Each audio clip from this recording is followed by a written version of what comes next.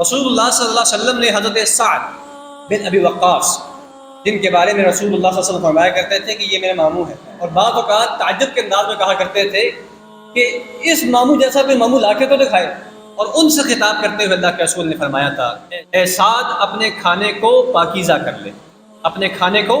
حلال کر لے، پاک کھانا کھائے گا فائدہ یہ ہوگا کہ تو مستجاب الدعوات بن جائے گا۔ اللہ اکبر، کتنی بڑی بات ہے، پاک کھانا کھانے کی کتنی بڑی فضیلت ہے اور کتنا بڑا فائدہ ہے۔ اللہ اکبر، دعاؤں کی عدم قبولیت کے بہت سارے اسباب میں سے ایک اہم ترین سبب حرام مال کا ہمارے رزق میں شامل ہو جانا ہے، کہ اللہ تعالیٰ پھر نہ تو دعائیں قبول کرتا ہے نہ عبادات قبول کرتا ہے۔ اور پھر حضرت امام بلتع، ان کا ایک بڑا عجیب قول ہے، فرمایا اگر آپ اس طرح سے اللہ کے سامنے قیام کی حالت میں کھڑے ہو جائیں جس طرح سے ایک پلر کھڑا ہوتا ہے، ایک پلر جو ہے وہ کھڑا ہوتا ہے پھر وہ کھڑا ہی ہو جاتا ہے، ہلتا تو نہیں اپنی جگہ سے، ایک مثال انہوں نے دی ہے، اگر تم اس طرح بھی اللہ کے سامنے عبادت میں کھڑے ہو جاؤ، فرماتے ہیں کہ یہ آپ کی